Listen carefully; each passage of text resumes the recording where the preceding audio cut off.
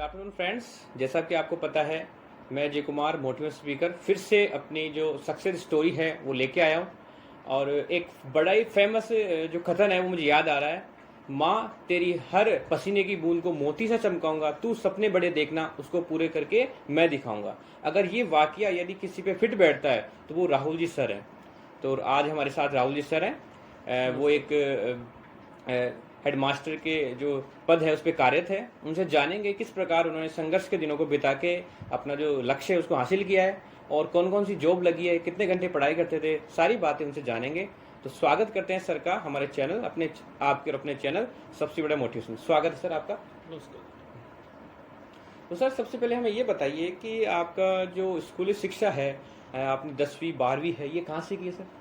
मेरी स्कूली शिक्षा प्रारंभ से ही राजकीय विद्यालयों में रही है। मैंने प्रारंभ में अपने राजकीय उच्च माध्यमिक विद्यालय टाकरडा से 10वीं तक की पास की। फिर मैंने 11वीं कक्षा के लिए राजकीय उच्च माध्यमिक विद्यालय चौमू हाई सेकेंडरी में, वहाँ से मैंने 12वीं क्लास उत्तीर्ण की। और फिर मैंने अपने RL सहरिया कॉलेज कालरा से नॉन कॉलेज BA की डिग्री उत्तीर्ण की। और फिर मैंने MA की भी RL सहरिया से ही नॉन कॉलेज से उत्तीर्ण की है। राहुल सर ने बताया किस प्रकार इनका जो एकेडमिक करियर रहा, जो कॉलेज एजुकेशन किस प्रकार रही इनकी। अगला जो सवाल सर से ये है मेरा कि सर आपके जो कॉलेज में 11th में सब्जेक्ट चूज करने पड़ते हैं, तो वहाँ पे आपने कौन कौन सब्जेक्ट लिए सर? मैंने पॉलिटिकल साइंस, ज्योग्राफी और इकोनॉमिक्स, ये तीनों सब्जेक्ट मैंने 12th में भी लिए। फिर BA में भी मेरी यही थे। और मैंने MA पॉलिटिकल साइंस से की है, जो अभी हाल ही में पूरी हुई है। तो सर हमें ये बताइए कि आपने जो पॉलिटिकल से MA किया है, तो ये राजनीति विज्ञान को MA करने का कोई पीछे वजह इसके पीछे? शुरू से ही मेरी राजनीति में ठीक पकड़ थी। जैसे अपन जयपुर गए तैयारी के लिए, वहाँ भी राजनीति विज्ञान में रुचि थी। यहाँ 12th हो गई या ग्रेजुएशन हो गई, वहाँ भी राजनीति विज्ञान में अच्छी खासी पकड़ थी।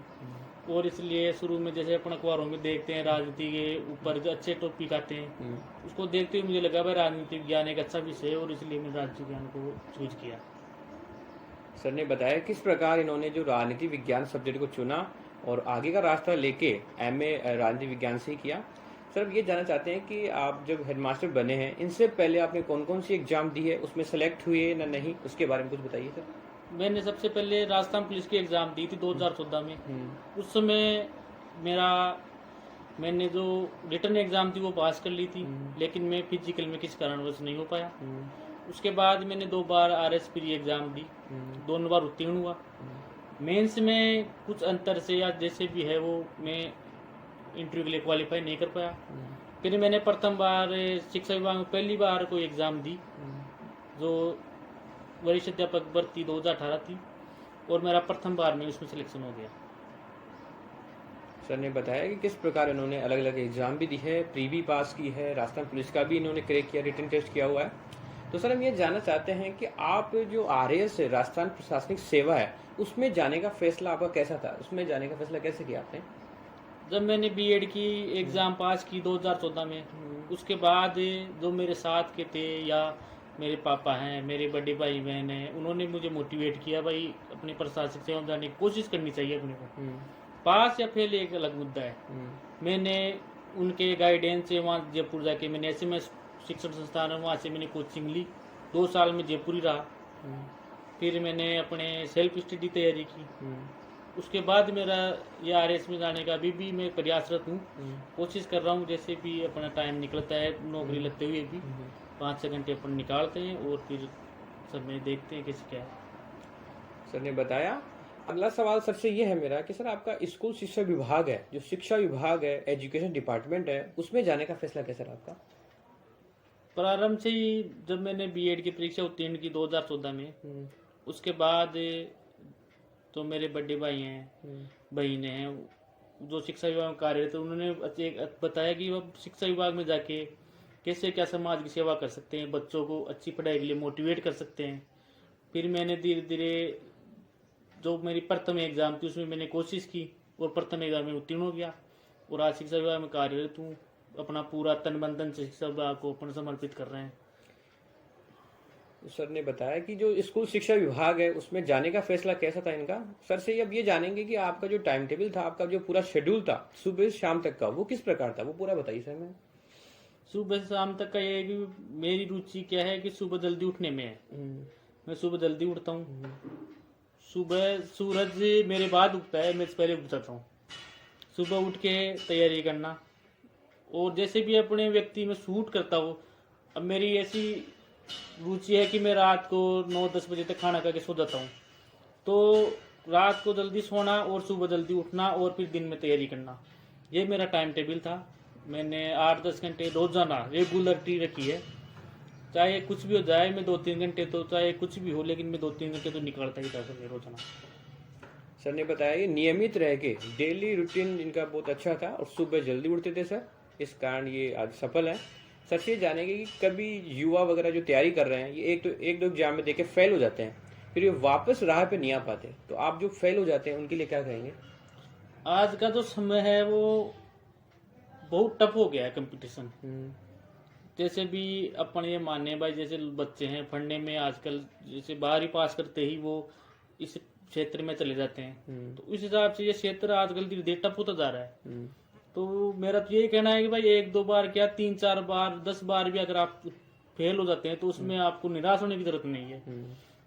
क्योंकि मेरे साथ में कई उदाहरण ऐसे भी हैं जो 35 साल के होकर भी लगे हैं। अभी हाल ही में आपने देखा होता है कि RS भर्ती 2018 में एक महिला थी, मुक्ता राव, जो 10वीं फेल हो के उन्होंने 41 वर्ष की आयु में ये फर्स्ट राजस्थान प्रथम स्थान प्राप्त करके एग्जाम क्रैक किए। तो ये कहने की बात है भाई, असफलता कोई मुद्दा नहीं है, आप अपने लक्ष्य की तरफ प्रेरित रहें। सर ने बताया कि जो लक्ष्य पे प्रेरित रहकर ही हम कुछ कर सकते हैं। सर से ये जानेंगे कि जो हेडमास्टर का बनने का अनुभव कैसा रहा, आपको जब पता चला कि आपको हेडमास्टर का पद दिया जा रहा है, तो तब आपके क्या विचार थे, आपके मन में क्या आया था तब? मेरा ये मत था कि जैसे स्कूल है, कैसी क्या स्कूल है, मैं वहाँ गया, वहाँ के आसपास को परिवेश को समझा मैंने पहले। हमारे स्कूल में मैं गया उस समय 165 बच्चे थे। 2 साल में हमने 200 बच्चे क्रॉस कर गए। अभी हमारे स्कूल का नामांकन 203 है, तो 2 साल में हमने 35 बच्चे से ज़्यादा हमारे स्कूल से, प्राइवेट स्कूल तोड़ कैसे भी किए गए हमने जोड़े हैं। गांव वालों से हम हमेशा कनेक्ट रहते हैं, कोई भी समस्या है उसको हम SMC मेंबर के माध्यम से सुलझाने का प्रयास करते हैं। और जो ग्रामीण परिवेश से कनेक्टिविटी है, उससे हिसाब से आज हम विद्यालय में कई चीज़ें ऐसी हैं जो आसानी से समस्याओं का समाधान कर देते हैं। तो मेरा तो यही मानना है भाई, जो शिक्षा विभाग में जो भी प्रधानाध्यापक पद पर हैं, ग्रामीण परिवेश से आप जब तक कनेक्टिविटी नहीं रखेंगे तब तक आपका स्कूल में रहना मान लो या उसको चलाना एक कठिन सा ही काम है। सर ने बताया कि ग्रामीण परिवेश से कनेक्ट होके हम जो हेडमास्टर का जो जॉब है उसको आसानी से कर सकते हैं। सवाल ये है मेरा कि सर ऐसी क्या वजह थी, ऐसा क्या जुनून था आपका, क्या आपका टारगेट था कि आपको जॉब लगनी है, ऐसी क्या वजह थी जो आपको पढ़ने पे मजबूर कर रही थी सर?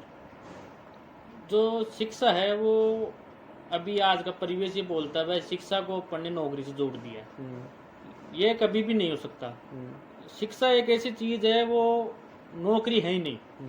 लेकिन आज का समय है जो भाई, जो अपने आसपास का पर्यावरण देख लो, चाहे कुछ ही मान लो, शिक्षा का मतलब होता है अपना व्यक्ति का सर्वांगीण विकास। और मैंने धीरे धीरे इस विषय पे लगने के बाद भी, जैसे जो मेरा विषय है, मैं धीरे धीरे तैयारी कर रहा हूँ। हर चीज़ की व्यक्ति को नॉलेज होनी चाहिए, पता नहीं कब क्या कौन सा अपने सामने समस्या आ जाए। और जो अभी भी सब्जेक्ट है या कुछ विषय है या पढ़ाई का जुनून है, व्यक्ति का जन्म से लेके मृत्यु तक उसको पढ़ाई अपने हिसाब से चालू रखनी चाहिए। ये नहीं है कि हम 10 साल के हो गए, 20 साल के हो गए, अपने को पढ़ाई से कोई मतलब नहीं है। व्यक्ति को जब तक हो सके अपनी क्षमता के अनुसार पढ़ाई की तरफ अग्रसर रहना चाहिए। और सर सी है कि सर आपका जो परिवार है, फैमिली सपोर्ट है, वो कितना रहा सर आपका? फैमिली सपोर्ट, जैसे भी मैं कभी कोई परीक्षा में अनुत्तीर्ण रहा तो मेरे मम्मी पापा, बड़े भाई हैं, उन्होंने कभी भी मेरे को ये नहीं कहा कि आप अनुत्तीर्ण हुए। उन्होंने हमेशा यही कहा कि सफलता और असफलता एक सिक्के के 2 पहलू हैं। असफलता ही व्यक्ति को सफलता की ओर ले जाती है। हमने प्रयास किया, पहले असफल हुए, फिर बाद में सफलता के कदम चूमे।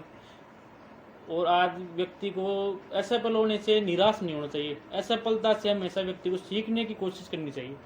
असफलता से सीख कर ही व्यक्ति सफलता के कदम चूमता है। सर ने बताया कि असफलता ही सफलता की कुंजी है। सर से ये जानेंगे कि सर आपका कोई ऐसा आदर्श हो, कोई जिसका आप आइडियल मानते हो और उनके पद चिन्हों पर आप चले हो? मेरा वैसे तो कोई आइडल है नहीं, लेकिन मैं एक दो व्यक्ति उनको पढ़ने में ज़्यादा रुचि लगाता हूँ। एक तो अपने पूर्व पर राष्ट्रपति हैं APJ अब्दुल कलाम आज़ाद, और एक अपने बाबा साहब भीमराव अम्बेडकर हैं। उन्होंने एक वक्तव्य भी कहा है, भाई शिक्षा वो सैन्य का दूध है, जो पिएगा वो दाढ़ेगा। तो शिक्षा ही एक ऐसी चीज़ है जिसको आप पीकर पूरी दुनिया से या किसी भी मुकाबला कर सकते हैं। सर ने एक बड़ा ही फेमस कथन कहा है, शिक्षा व शेरनी का दूध है जिसे आपको पी के दाढ़ सकते हो। बहुत अच्छा लगा सर से सुन के ये। सर हम ये जानना चाहेंगे, जो अभी जो युवा तैयारी कर रहे हैं, किसी भी एग्जाम की तैयारी कर रहे हैं, तो उनके लिए आप क्या संदेश देना चाहोगे सर? जो भी युवा है मेरे साथ के हैं, जो मेरे दोस्त हैं, हमेशा मैं उनको एक ही बात बोलता हूँ, चाहे वो मेरे पे भी लागू होती है। हम भी बहुत बार असफल हुए हैं, क्योंकि पहली बार में सफलता मिलना व्यक्ति को वो है नहीं, पर सफलता मिलती है। जो हमारे हम जो आइडल है वो भी कई बार असफल होके ही सफल हुए हैं। तो साथ के हैं उनको यही बोलूँगा, भाई असफल होने से ये नहीं है कि आप निराश हो, हमेशा अपने लक्ष्य की ओर अग्रसर रहो, कभी ना कभी सफलता आपको ज़रूर मिलेगी। और ये भी नहीं है कि भाई सफलता मिले ही, क्योंकि हर व्यक्ति को सफलता नहीं मिलती, कोई गिने चुने लोग हैं उनको सफलता मिलती है। तो आप ये ना लें भाई सफलता कोई मुख्य मुद्दा है। आप अपने लक्ष्य की ओर अग्रसर रहें। अगर आप अच्छी तैयारी करेंगे, आप में अच्छा है, तो आप बढ़िया कर सकते हो, आपको ज़रूर सफलता मिलेगी। सर ने बताया कि लगा प्रयासत होके ही हम किसी भी काम को क्रैक कर सकते हैं। सबसे बड़े मोटिवेशन की तरफ से राहुल जी सर, जो प्रधानाध्यापक है, इनको एक हमारे चैनल की तरफ से छोटी सी भेंट।